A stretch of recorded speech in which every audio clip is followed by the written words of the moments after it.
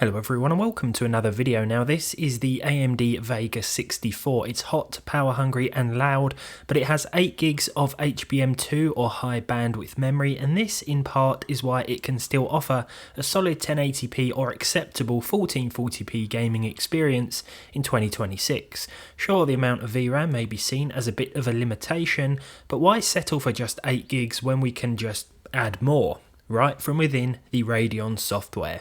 Why should downloading more memory just be a meme when it can be a reality? Now, credit where credit is due here. I saw Iceberg Tech talk about this a while back, but I wanted to try this out as I recently acquired a cheap Vega graphics card. So the Vega 64, as well as the 56 and Radeon 7, have access to a feature called HBCC that's accessible from within the Radeon software. Enabling HBCC or high bandwidth cache controller means these cards can use system RAM as extra video memory. I've seen mixed results in various videos, but most of the time average frame rates seem to stay the same or get a bit worse. Sometimes the percentile lows can get a bit better, which can improve a game's consistency. I've also heard that performance is improved in VRAM intensive software like Blender. We're all about gaming here though, so that's the focus of today's video, and I wanted to see how a handful of my favourite newer titles react to HBCC in 2026. I'm using an i5-12400F along with 32GB of CL32 6400MHz DDR5. I turned HBCC on and reserved just under 16 gigs of system RAM for the graphics card. Windows will now report the Vega 64 as a 16GB card, and games that have a VRAM monitor in the settings menu will do the same, like Resident Evil Requiem. We'll start here. I'm using 1440p with the max settings preset. Now if you have a Vega graphics card in 2026, you'll be better off with low or medium settings in new games most of the time, settings that are less likely to encroach on the default 8GB VRAM amount anyway. The settings I've chosen today won't give us the best experience, but they will allow the card to hit its VRAM ceiling, hopefully making HBCC more effective when it's turned on. I chose this scene in Resident Evil Requiem because it's more demanding than indoor areas, and with HBCC on, we saw 45 FPS, a 1% low of 36 and a 0.1% low of 27. This actually made things worse than when we just left HBCC off. I should also mention that I have tweaked the card slightly in terms of voltage and clock speed, just to try and get it running a little bit cooler and therefore quieter, but it's still a pretty loud old beast. Our first result then, and performance, well, it got a little bit worse. Running around this opening town in Kingdom Come Deliverance 2 here with 1440p and the high preset will still get us 30 FPS plus on the Vega 64, and we can see that the VRAM is being exceeded here. Now with HBCC turned on and our graphics card set to 16 gigs as opposed to 8, we saw 41 frames per second. This is an improvement from the 40 frames per second we saw with HBCC off. This is well within sort of margin of error though, and when we look at those percentile lows, we can see that in the long run, this was actually a lot worse. We've gone from 32 and 31 to just 10 and 9, so the experience was a lot more stuttery and less consistent throughout here. For Battlefield 6, I tried to run the exact same test in this Eastwood map here. What I did was just perform a similar sort of run through the same area of map a few times with HBCC off and then on. Now with it on, we saw 53 frames per second. This is a drop from 54 frames per second with HBCC off. But when it comes to those percentile lows, well, there was a slight difference, increased this time around. However, we saw 44 up from 43, a massive difference there. And when it comes to that 0.1% low, well, this is where we saw slightly more impressive gains, up from 38 to 41.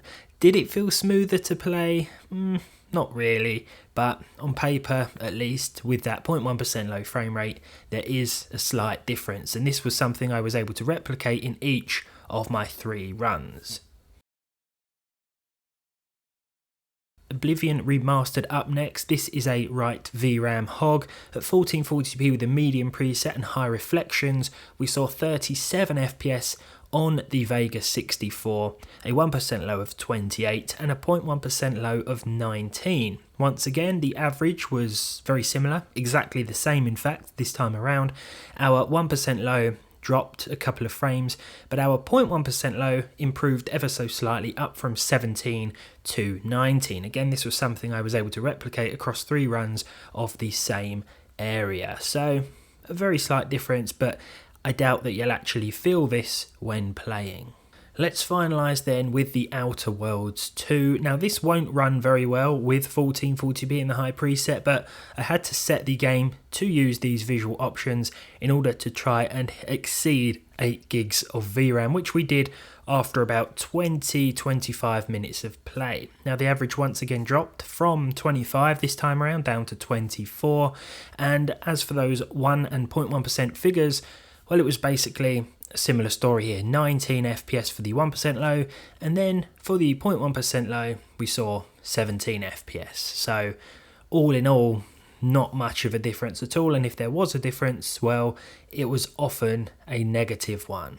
Apart from Battlefield 6 and Oblivion Remastered, which showed ever so slight improvements to the 0.1% figures. So the gaming results are basically what I expected. We can see the card is utilising more memory on paper, and according to our MSI Afterburner and RivaTuner overlay, but any positive increases are minimal or non-existent. Frame rates are more likely to be impacted more significantly in a negative way, especially the averages. Unless you're talking about Kingdom Come Deliverance 2, which absolutely hated HBCC and just got absolutely destroyed in terms of the percentile lows. Now I think the speed disparity between the system and video memory, as well as the increased latency as the data passes through the PCI Express bus, outweighs the benefits of having the extra memory on hand from our system. In terms of actual performance from a Vega 64 though, if we ignore all this HBCC stuff, I think it's still a surprisingly capable card. If you get a stock blower style one, then expect a lot of noise, a lot of heat and a lot of power consumption. So I'd probably recommend a partner version of the card, perhaps a 3-fan option. But there are going to be better alternatives out there, I think, for the price point. And if you are conscious about power consumption, this is probably best avoided. But there are still going to be buyers of this, and I thought it was worth taking a quick look at whether or not HBCC is still a sensible option to enable or worth your while. Probably not, as it turns out, and you can see why this technology didn't really catch on. But thank you for watching. Go and check out Iceberg Tech's videos on the subject as well. I'll leave a link to both of them down below. Leave a like on this video if you enjoyed it. Subscribe to the channel if you want to, of course, and you haven't done so already. And hopefully I'll see all of you in the next one.